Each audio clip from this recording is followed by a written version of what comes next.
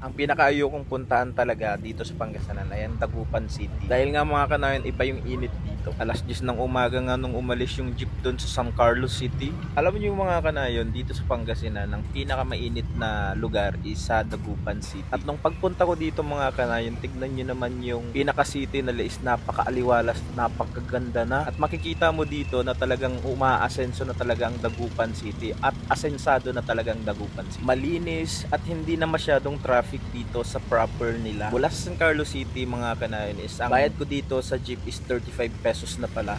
Bumaba ako sa tapat ng plaza kasi pupunta ako sa may NBI. Ngayon mga kanayon, meron ditong mga parada ng tricycle. Ang sabi nga ng tricycle driver dito mga kanayon is kung gusto kong ako lang yung isasakay niya, magbabayad lang ako ng 40 pesos. Pero sa totoo lang is walking distance lang yung from doon sa parada ng tricycle papunta doon sa may NBI. Dahil nga mga kanayon, mag-aalas 11 na, sobrang init talaga ng araw dito sa Dagupan City. Pero ang mahal nga mga kanayon ng 40 pesos sa sobrang lapit nga lang ng parada ng tricycle papunta sa NBI, kaya nilakad ko na lang mga kanayon. Pagdating ko nga sa NBI, sakit ng ulo ko guys kasi sobrang init dito sa Dagupan City. Pagkatapos ko nga kumuha ng NBI mga kanayon at pumunta ako dito sa may harapan nila na napakaganda at napakaaliwalas, nakaka-relax guys. Bago ko palang nabidyan mga kanayon, meron diyang umalis na pangpasahero na bangka. Hindi ko alam kung saan papunta yun. So, yun, parang ano to, parang port dito sa Dagupan. So, parang pampasaherong ano nila dito sa Dagupan. So, hindi ko alam kung papunta ng Bunuan or sa ibang lugar. So, susunod na punta ko dito mga kanayon. Itatry natin yung pampasaherong bangka kung saan to pupunta. O magjo-joyride tayo. Joyride, magdadagat ride. Dagat ride. Pwede kayong mag-date dito nakaka-relax at napaka-aliwalas at nakaka-wow.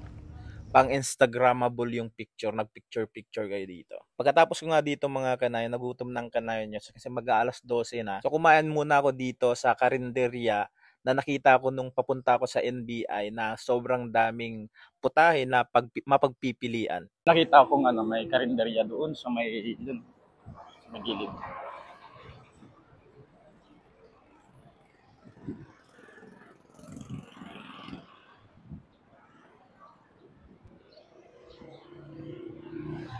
Tatanungin natin guys kung anong lugar to, anong street to.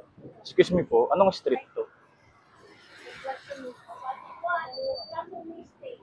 Poblacion West. West. Thank you. Nandito pala ako sa Poblacion West guys. Tapos meron doon tinutulay. So maghanap tayo ng makakainan natin dito kasi nagugutom ng kanayon nyo.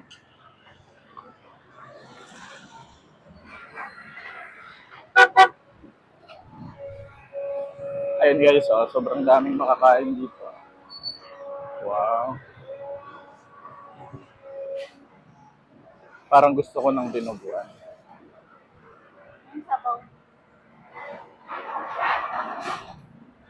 Tapos may merienda din sila dito. Kanino to? McHenny Canteen. Pabili po ng dinuguan. Dahil. May sabaw naman kayo. Ay, bono! Sinigang. Magkano po yung isang order? Bicol Express. Ay, dinakdakan. Bicol Express. So parang gusto ko. Magkano sa longganisa? Isa nito, tapos isang egg. Pahingin sabaw na lang dalawa. So, kakain muna tayo guys. Nandito tayo sa Dagupan City, McKinney Karinderya.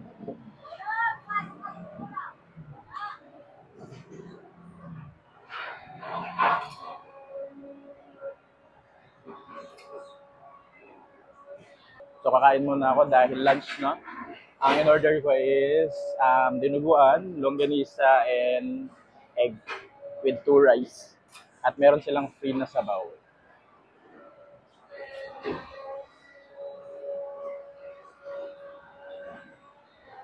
₱60. 15. Tingin ko 15 din yung egg.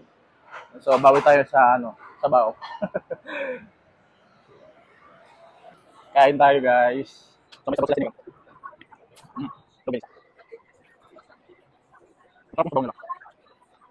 May kaya nito pang siguro to. May ari. Sarap ng diba?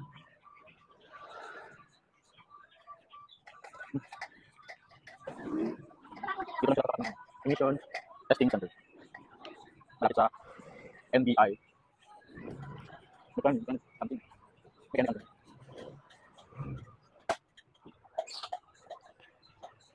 Sabi ko sa mga So, yun na nga guys, pagkatapos ko ang kumain, dumiretso na ako dito sa may simbahan ng Dagupan City. Hindi ko talaga palalampasin na kapag nandito tayo sa Dagupan City, wag na wag kayong papayag na hindi makapunta at makapasok dito sa Cathedral, St. John Cathedral dito sa Dagupan City. At makikita nyo talaga dito mga kanayon ang napakagandang design o napakagandang pagkakagawa ng simbahan dito.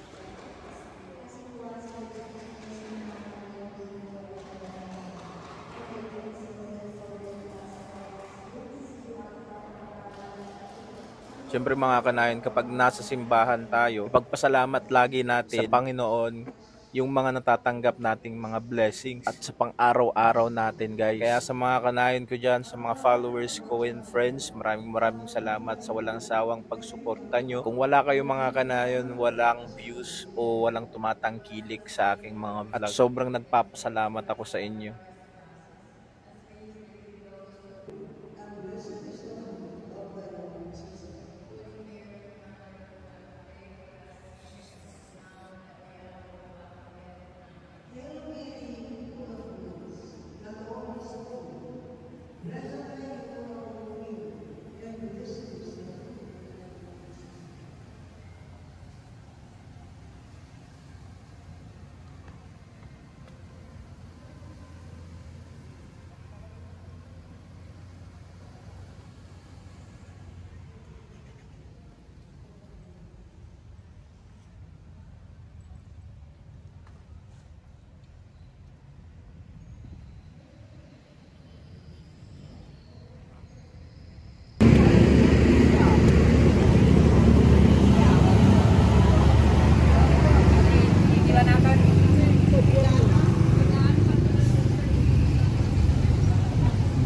Pagkatapos ko nga mga kanayon sa simbahan, bumili na muna ako nitong Mango Graham dahil sobrang init nga mga kanayon dito sa Dagupan. Nakaka-amaze din mga kanayon kasi sobrang linis na ng Dagupan City. Wow! At syempre hindi ako papayag na hindi ko matitikman itong napakasarap na Japanese na tinitinda dito sa food hub, food store dito sa tapat ng Metro Plaza building dito sa Dagupan. Yung iba nga mga kanayon nagsialisa na dito kasi tapos na yung piyesta dito sa Dagupan City. Pero pag gabi dito mga kanayon, sobrang daming nagtitinda dito at sobrang dami kang mapagpipilian kung mahilig sa food trip. Yung Japanese cake na to mga kanayon is 10 pesos isa.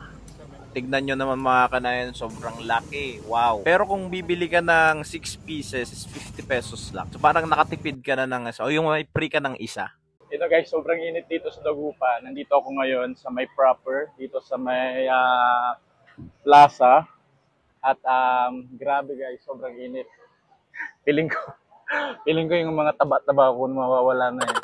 Ngayon nakita ko to, Mango Graham, and bumili ako ng Japanese cake. Guys, 10 pesos.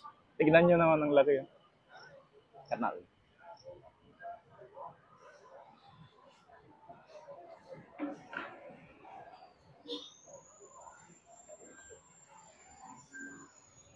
Grabe ang init. Sulit na sulit yung 10 pesos. Malaki yun. Ha? Ang init.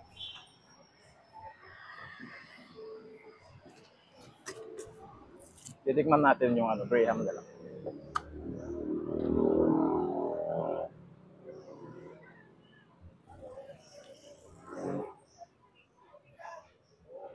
Nakaka-refresh.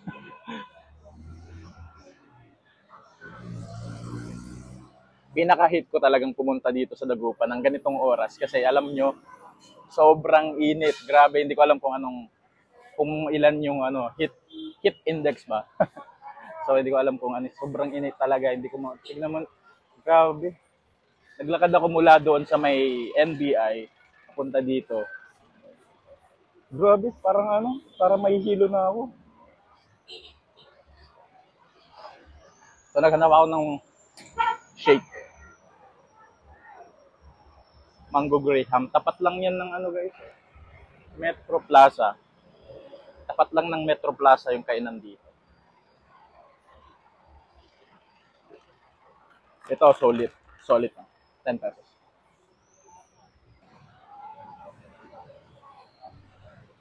So hanggang dito na nga lang mga kanayon. Don't forget to follow, like, and share. Maraming salamat.